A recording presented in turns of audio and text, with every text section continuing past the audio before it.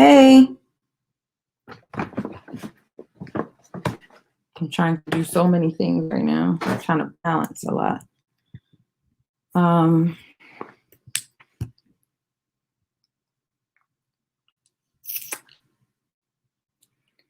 it's just going to be me tonight.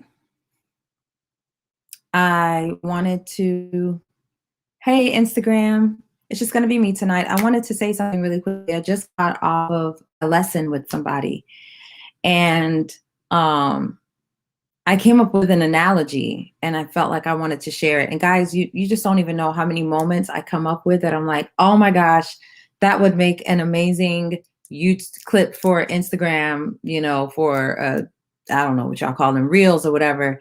And then I completely forget. So I wanted to say this while it was fresh. The student asked me how we were talking about the larynx being high and things like that. And then we were talking about, he said that when he hits high notes, he feels it's like an immediate kind of tightness and a pain that happens. And so he was asking me, like, what is that about? And so I said, well, there's a couple things, it could be, let's assume that you're singing the note completely correctly. So in the event that you're singing the note completely correctly, you gotta consider, is your voice. So I talked about myself and I said, when I sing an F sharp 5 in belt, can I do it? Yes. Is it the best thing I could do for myself? No. Why? Because it tires out my voice prematurely. If I sing it about 2 or 3 times, I can forget it. I'm going to be hoarse for the next 5, 6, 7 days. So, every voice isn't built the same way. And so I started talking to him about, like, for example, Jennifer Hudson, which I was thinking about today. I was like, if I'm going to do a vocal analysis video, I might do it on her. I was talking about how, her when she sings high, she doesn't get tired, right? In fact, those are her money notes. That's when she finally feels like relief, like she's actually singing, because she has all this power to give. She could sing like that all day long. Somebody else might have the exact same range as Jennifer Hudson, could probably sing the same songs as Jennifer Hudson, but would be vocally exhausted at the end of it. Why? Because they are literally 2 different human beings, 2 different bodies, 2 different voices. And so that's the difference between range and tessitura. Range is all of the notes you can sing. Tessitura is the notes that you can sing comfortably without getting tired.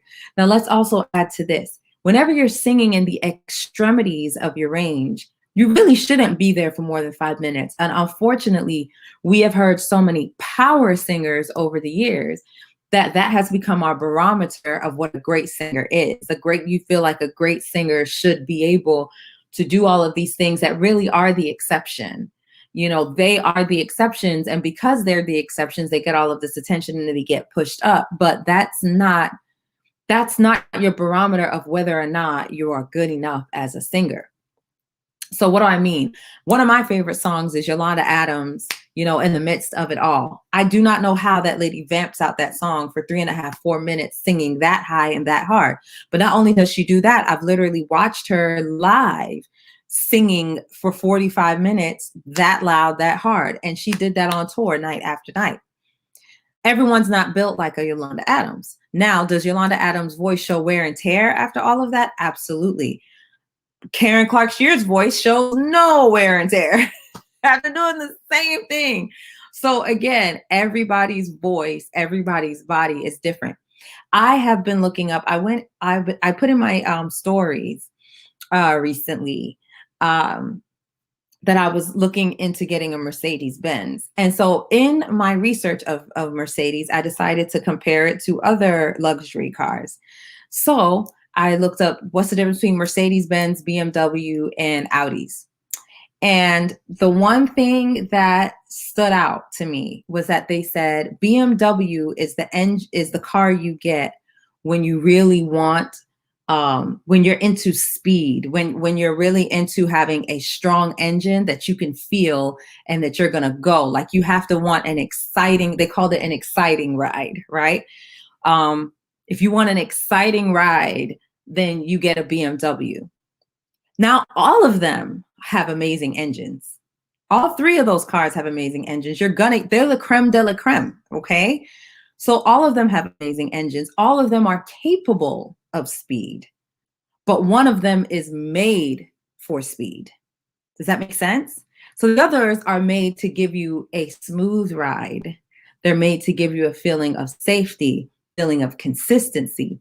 One gives you all of that, plus they are made for speed. So that's the same comparison with our voices, right? You got some voices that were made for the power, the other voices that can do power, but sustaining it is just not realistic. We're going to wear ourselves out, just like those cars. The parts wear out quickly when you push them beyond a certain limit. And in general, it's not normal and it's not okay and it's not healthy to push your voices harshly and beyond a certain limit into your upper and lower extremities consistently. The ones that do it and do it well and have been doing it for 50, 60 years, they are the exception. They are not the rule.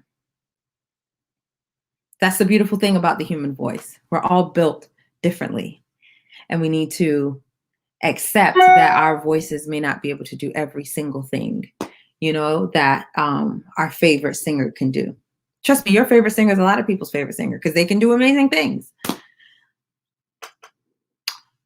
So I'm glad I finally got that thought out, because I get these thoughts all the time and I forget about them by the end of the day. So I'm glad I got it out. I will not be doing a live tonight. I didn't have a topic to do it on. So I just at least wanted to come on here and say this. If y'all have any questions or anything, I would say shoot it at me now, because I'm about to go. But before I go, I did at least want to let you guys know that I am doing oh my goodness, what is it called? Develop the Artist Within You conference. Those of you who would like to be a part, go ahead to my website, to my booking page. There's information on it there. I'm really excited about everything that's going on. I'm really getting something really nice for you guys together. November 6th, we're doing a conference and a showcase. So yeah, that's really it. That's all I had to say. Thank you guys so much for watching. I don't see any.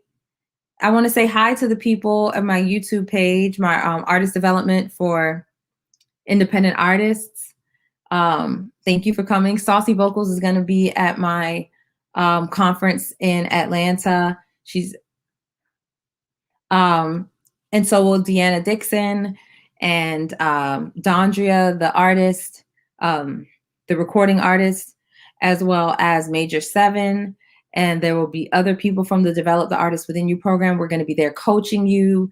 We're going to be panelists for you, helping you get your presentation together so that by the time we do our showcase, you are confident and comfortable in what you're presenting. And then you get your own professional video. Hi, thank you, Nicole. What is the word used to describe voice endurance? I have no idea. It started with a T. I have no idea. I don't know. A word to describe voice endurance? I don't know. You said start with a T. I use the word Tessitura, if that's what you're thinking of. Tessitura had nothing to do with endurance. It has to do with the range of notes that you're comfortable singing in so that your voice can endure.